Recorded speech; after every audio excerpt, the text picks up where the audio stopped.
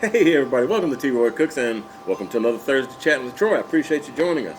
Still, man, I appreciate everything that you guys are doing to help me get this going. Couldn't do this without you.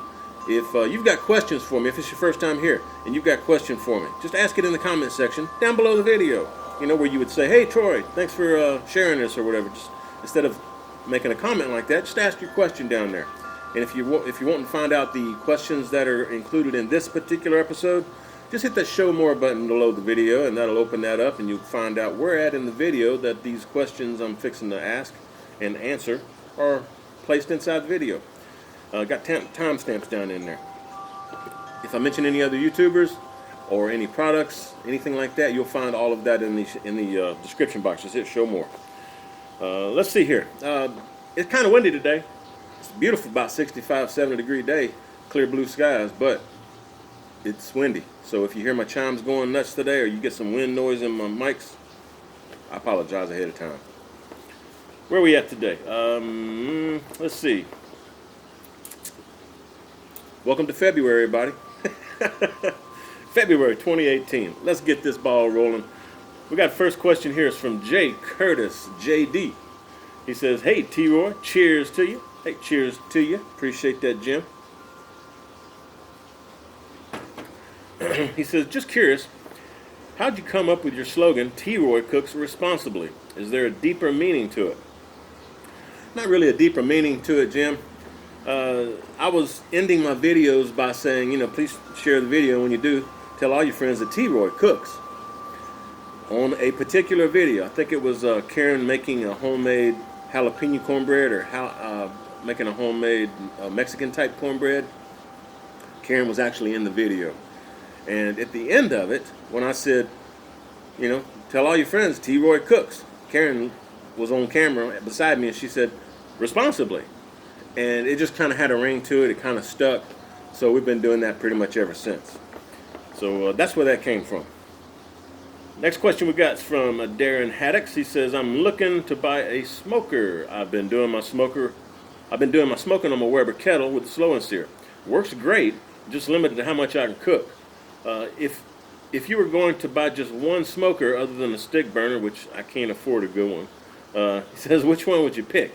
It seems there's pretty good consensus that the Weber Smokey Mountain is a good choice, and I like what I see. Your thoughts? Yeah, Darren, the Weber Smokey Mountain, cheers, is a fabulous smoker. It would be my second choice if I didn't have my stick burner. Especially if you get the 22.5 inch. It's a monster. You can fit a lot of meat on that thing. But it's a wonderful smoker. Really, really good smoker. That's what I would suggest you get.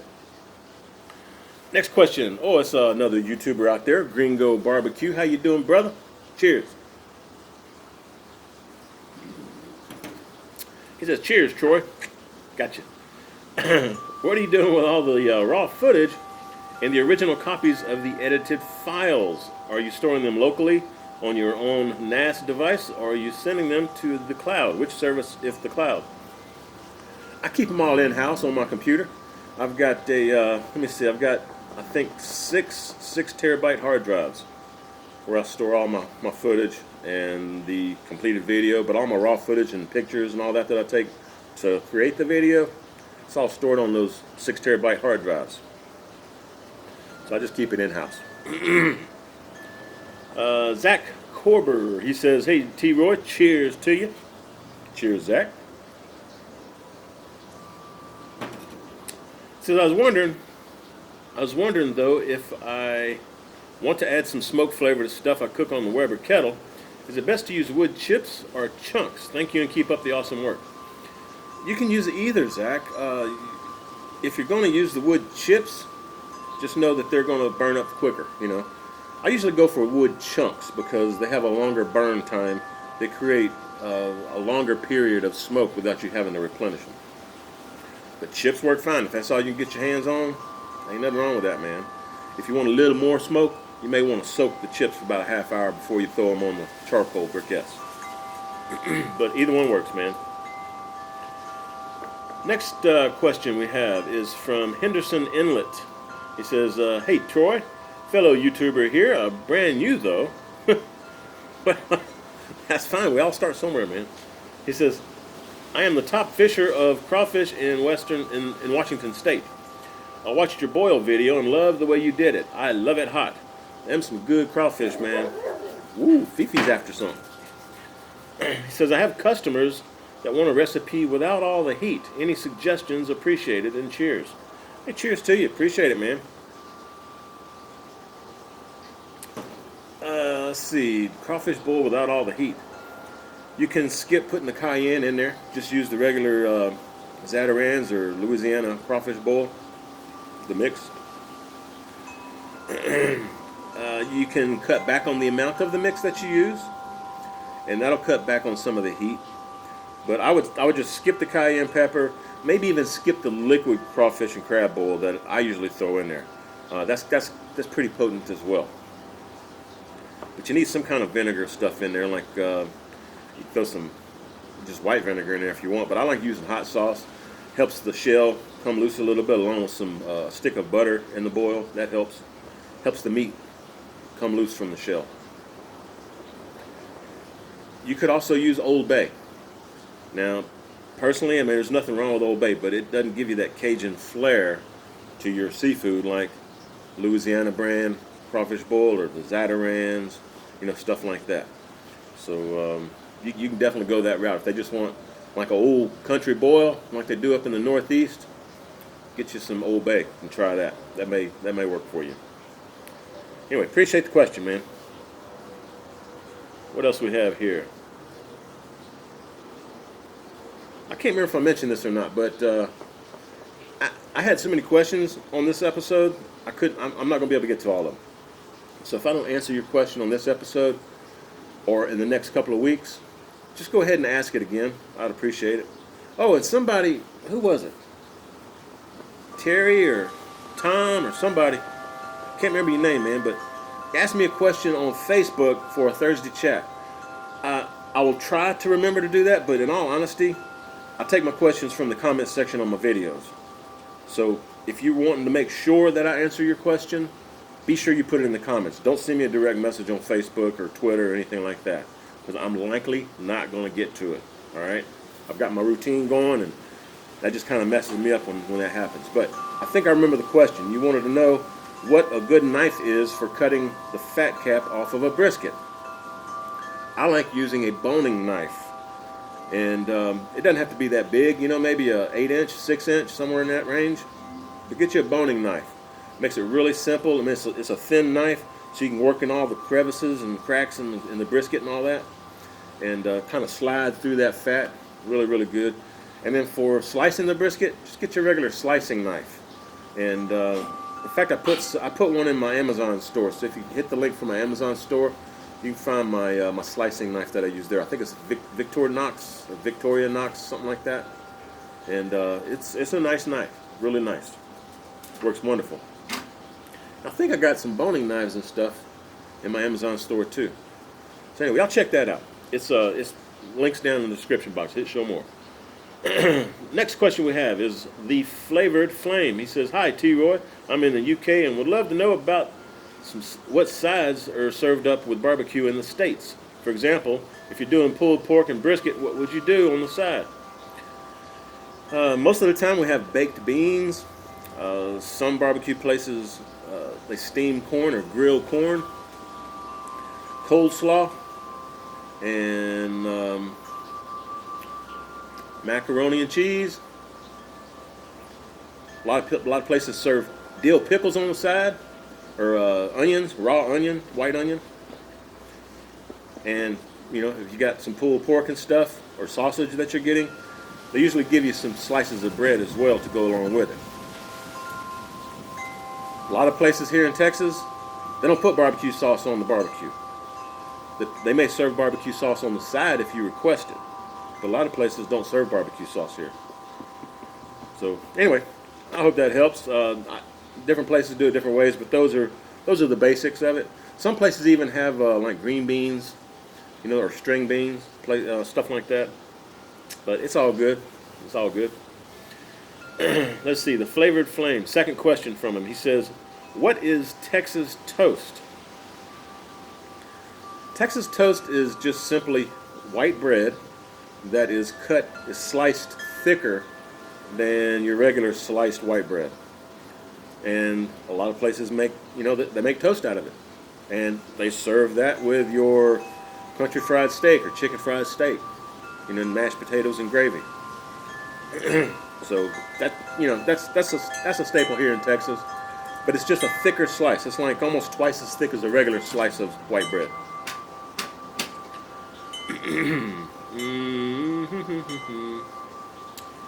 He also asks, could you talk about what kind of menu to put together for about 10 to 15 people? Thanks, T-Roy. Best wishes, John. Hey, cheers to you, John. Appreciate it, mate. I can't do nothing about all this wind, folks. I apologize. 10, 15 people. I'd probably do a pork butt, a brisket, maybe throw some chicken on the side in case somebody wants some chicken, like some leg quarters or something. or turkey. A lot of barbecue places have turkey breast here that they take and barbecue up and slice.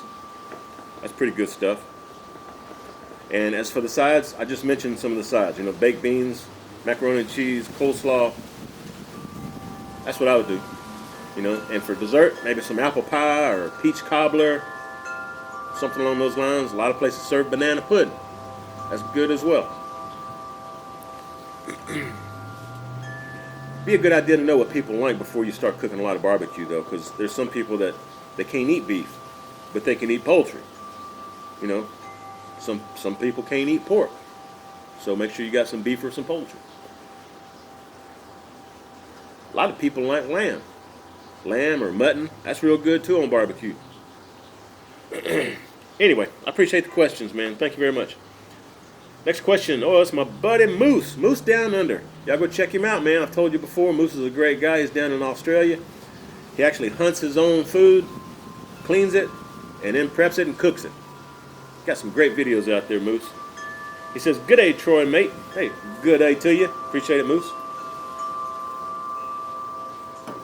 He says, I love these sessions as I learn a lot, and I learn a lot from the global audience you have, and it's awesome. Me too. I learn something new every week myself doing these questions like this.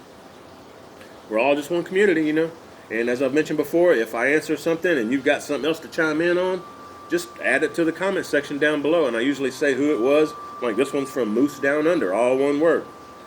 If you have something you want to say to Moose, just hit plus and then Moose Down Under. And put your comment down there to add to whatever I'm fixing to answer. And sometimes I don't know the answer. So I appreciate all you that chime in and help out with the answer. All right, Moose says, question for you, mate. As you know, I hunt, butcher, and prep most of my own meat, and I started to make Guanciale, something like that. I know I'm butchering that name. Anyway, he says, I was going to try and smoke it, but to be honest, it's so fatty, I'm a bit worried about spoiling the product. Have you done this, or have you had any tips? Do you have any tips for this or pork belly, mate? Cheers, Moose. P.S. Get a good Aussie beer in you, brother. Yeah, we got some Aussie beer down here, like the Foster's. We can get that. But I think that's about it. I don't know. We got a lot of Australian wine here. But as far as Australian beers, I have to look for some. Like I said, I know we got Foster's, but I don't remember seeing anything else. You got any good suggestions? Let me know. I'll look for it. Cheers. Appreciate it, Moose.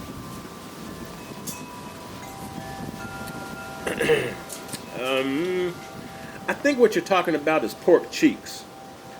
I've got videos on both pork cheeks and pork butt. Or, is that what you asked? No. Pork belly. So if you check up here, I'll put that the beef cheeks, beef cheeks video up here. Turned out fabulous, but yes, it's pretty fatty. You got to chop a lot of that fat away, man. But man, you're talking about some succulent, good meat.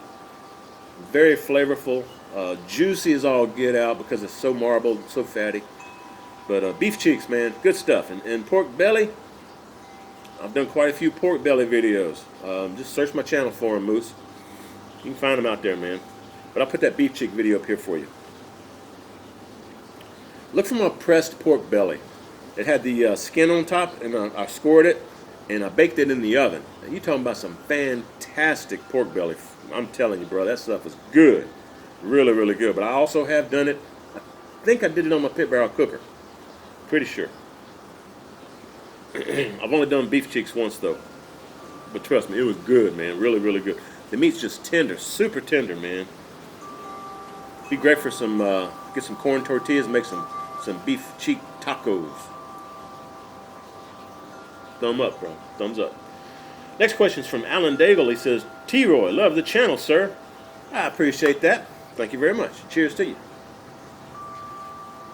He says, my question is off topic, but I'm growing a beard out as well. Have you tried any beard oil? I got some Cuban cigar oil that I really like. Looking good. Keep on keeping on, brother. Cheers. Hey, again, cheers to you, Alan. Appreciate that, man. Yeah, I've got beard oil. I'm more of a fan of the beard balm, though. But I do have some beard oil. I use the beard balm in the morning, and then if I just need a little touch-up in the afternoon, you know, I'll throw some beard oil in. But tell you what, I've tried a bunch of different brands, and Grave Before Shave, that brand has some fantastic scents. The smell, the aroma of the beard balm and beard oil. I love it, man. Love their stuff. Oh my gosh. I know some other brands may hold longer. If you do the beard balm, they may hold up longer in your beard. But they don't smell nearly as good as the Grave Before Shave. And I think I've got some of that in my Amazon store as well. So y'all check that out, man. Grave Before Shave. Good stuff. Love the smell. All their stuff smells fantastic. All right, let's see what we got here. Next question is from Heath Williams. How you doing, Heath? He says, T-Roy, I see on the other sites, people using meat thermometers with probes. Do you suggest getting one like this, or just using a single thermometer when you're ready to stick it? What brand? Heath, I would go with anything from ThermoWorks. ThermoWorks has the best products that I've ever used. Really, really good stuff. And I'll put some of my affiliate links down in the description for you. Just hit show more. But I'm not plugging them just because I'm an affiliate. I honestly love their stuff. I was using their stuff for 4 or 5 years before they even asked me if I wanted to be an affiliate. But all their stuff is fantastic. If you're wanting, I love the ThermoPen, just to double check the meat in different sections. It's a single instant read thermometer probe. And you can test for tenderness, you can test for what temp it is in different spots on the meat. If you're looking for a meat and a grill probe, 1 unit, look at the ThermoWorks Smoke. That is commercial grade quality, and it's very, very accurate. Really, really good quality stuff. Then you've got a meat probe you can just stick in and leave in the meat while it cooks, so you can monitor your meat temp, internal meat temp. You've also got a grill grate probe, so you can monitor the grill grate level temperature of your cooker or smoker or whatever you're doing. But again, ThermoWorks, check them out. Really, really good products, man. Appreciate the question, Heath. Next question we have is from Michael Willie. Y'all check out Michael's channel, man. He's got a good channel out there as well. Does some cooking and stuff. He says, T-Roy, awesome. Another awesome Thursday chat. Thank you. I appreciate that, Michael. Cheers to you, brother. He says, I recently posted a video comparing prime grade brisket versus choice grade brisket. Things didn't go the way I expected. The choice turned out better than the prime. After talking with the butcher and at the grocery store where he purchased the meat, he says he learned that beef can be misgraded. I never really considered this until this cooked. Do you have any experience or thoughts about beef being misgraded? Cheers. Yeah, it's all up to the inspector when he goes up to a cow that's been slaughtered and checks out the meat. You know, you can find some choice that is actually prime, and you can find some prime that's actually choice. It does happen. Happens rarely, but it does happen. One thing you can look for when you're looking, especially with beef, look at the marbling yourself in the hunk of meat or the steak or whatever it is. If there's a lot of marbling on the meat, it's probably going to be closer to prime, even if it's marked choice. All right, so, and the more marbling means there's more fat that's going to break down and melt into the meat as the meat cooks. It's going to make it juicier, it's going to make it more tender, and it's going to actually make it cook quicker than your choice and select grades. So keep that in mind too. You know, fat, when it gets hot, is going to cook the internal the internal part of the meat faster than a less marbled piece of meat. Like when I cook the steaks and stuff from Low Bells that they send me, they always cook faster than even the prime I get here at my local grocery store, the HEB. And they definitely cook quicker than Choice and Select. So what you cooking Wagyu or Angus, certified Angus brisket, stuff like that, or I said Wagyu or prime. Watch the temps, especially when it starts getting close to being the internal temp you're shooting for, because it will cook faster. Like for brisket, if I get a Choice brisket, it may take an hour and a half per pound at 225 to cook. If I'm using prime or Wagyu, you're looking more like an hour to an hour and 15 minutes per pound for it to cook. So, there we go. All right. Let's see what else we have. I appreciate the question, Michael. Thanks, man. Next question is from Daniel Rondon. Cheers to you, Daniel. Daniel says, "Hey, Troy, buddy. Cheers." Cheers. There you go. I need a good remote thermometer. Any advice, please? God bless. Hey, God bless you too, Daniel. I just mentioned ThermoWorks. Check out all the products you have over at ThermoWorks, and I'm sure there's something there that you can get that's really, really nice. Okay. In fact, the ThermoWorks Smoke. That's the 2 probe, the grill grate and the meat probe. They've got another device you can buy to go along with the smoke. I think it's called the Smoke Gateway, and I think that allows you to hook up over your internet from your home, so that you can actually go to the store or something and still be able to monitor your temps remotely. I'm pretty sure that's what it does. I haven't actually used it yet. I've got one. I haven't used it yet, but I'm pretty sure that's what it does. Could be wrong though. Go to the website, check it out. Next question is from Robert Brabham. He says, "Troy, cheers and greetings from Dallas." Cheers to you, Robert. Man, this wind's kind of making it chilly for me out here. It's all right, though. It's all good. And I apologize to some of you guys out there up north, or, Canada and Greenland, all that, Iceland, Norway, Germany. Y'all probably still dealing with some cold temps. So I apologize for sitting out here in a short sleeve shirt, loving this nice, cool weather. It's not cold, it's cool. But it'll warm up soon. Just hang in there. Hang on in there. All right, Robert says, "Long time watcher, first time poster. Appreciate it. Thank you very much, Robert." He says, "I've been thinking about getting a 22-inch Weber Smokey Mountain, but I'm concerned about the bark on a brisket. I saw your WSM cook-off video. Yeah, with James, I believe. I also did some with my brother. Anyway, he says, cook-off video using sand versus water for the ribs. I was wondering what brisket bark would be like using sand only and maybe sand with water mixed together. Maybe another cook-off is in order. Any thoughts?" Hey, Robert, yeah. You will find that the bark forms more readily in a humid environment. So I would definitely use sand with water or just water. If you're using just strictly sand by itself, you're not going to get as good of the bark, in my opinion. At least that's been my experience. You will get some bark, and the bark also depends on the rub that you use. So keep that in mind too. If you've got a bark if you got a rub that's got some sugar and stuff in it, it's going to make your meat sweeter, but it will give you a little bit better bark than just using salt and pepper. But it's all good in the neighborhood. In the end, it's all good eating, man. Just have fun with it, enjoy it, and definitely get your Weber Smokey Mountain. It's a fabulous cooker.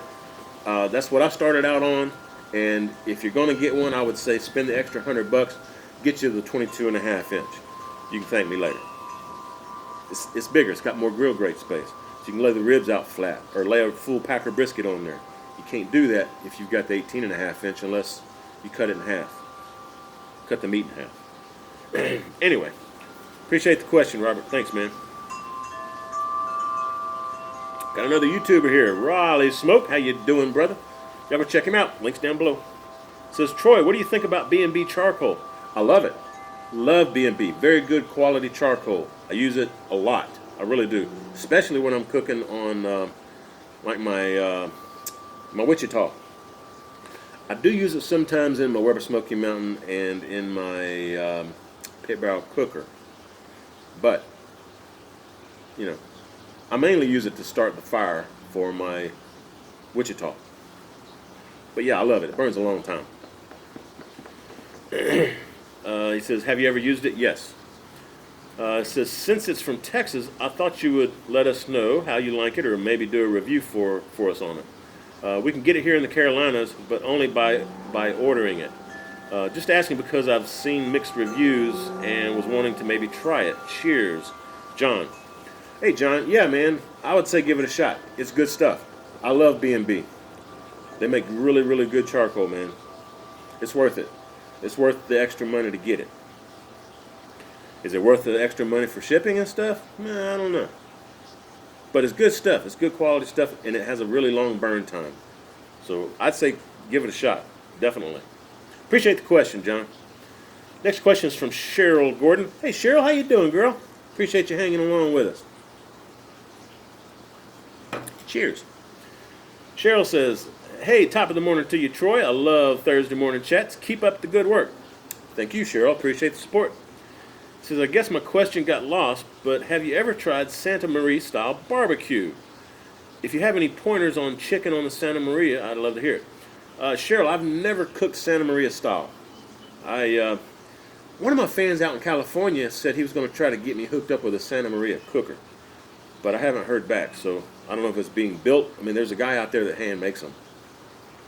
So, I mean, if y'all want to send me one, you know the guy out in California that is working on them, making them, let me know.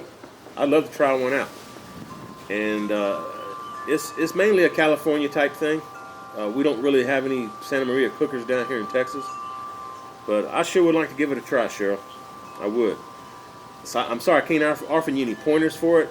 I think the closest thing that I have that would be like a Santa Maria style cooker would be my flip-flop grill. You know, it's the meat's sandwiched between two grill grates, and the grill grates flip back and forth, so you can flip it over charcoal briquettes.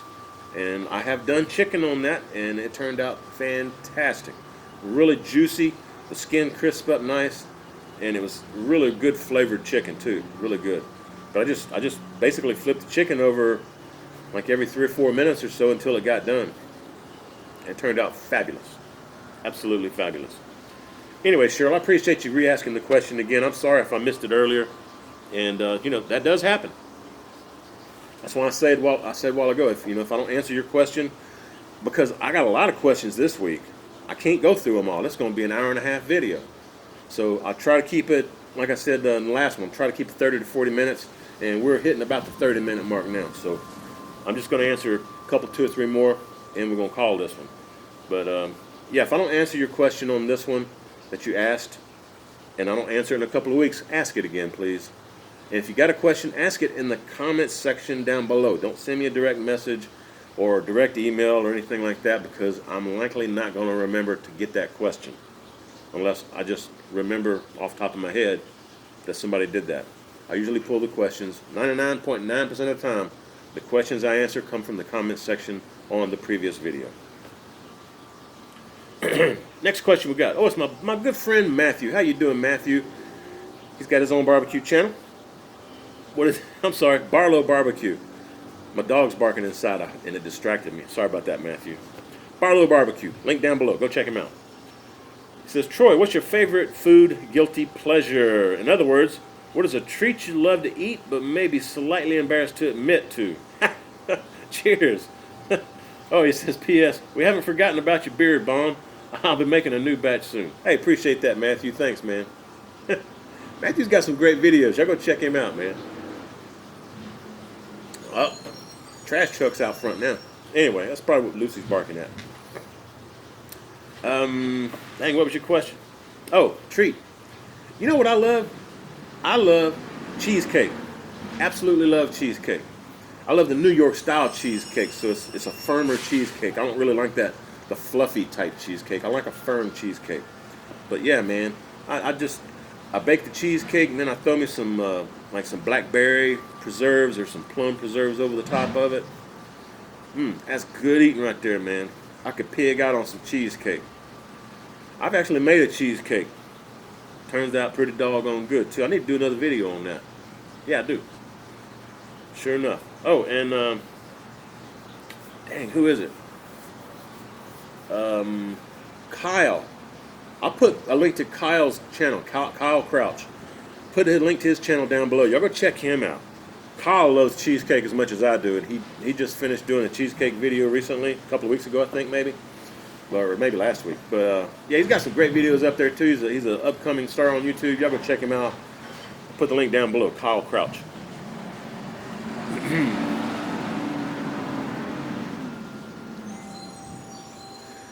Garbage trucks are so loud. Anyway, all right. This will be the last question, folks. Rub Smoking Sauce. Another YouTuber. Go check him out. He's very, very young though, so he doesn't have very many videos. But y'all show him some love. He says, cheers to you, Troy, from Manchester, England, brother. Hey, cheers to you. Appreciate that, mate. He says, have you ever used dried rosemary twigs when cooking lamb? I have some ready to go, and I'm curious if you'd tried it. Yes, I have. Rosemary and lamb work fantastic together. And just poke those twigs down into the meat. It'll give a nice perfume flavor to the meat. You know, kind of like when you stuff beef with garlic cloves. It's the same effect. You know, shove the twigs down into the lamb, and it'll just perfume the lamb, make it so, so good.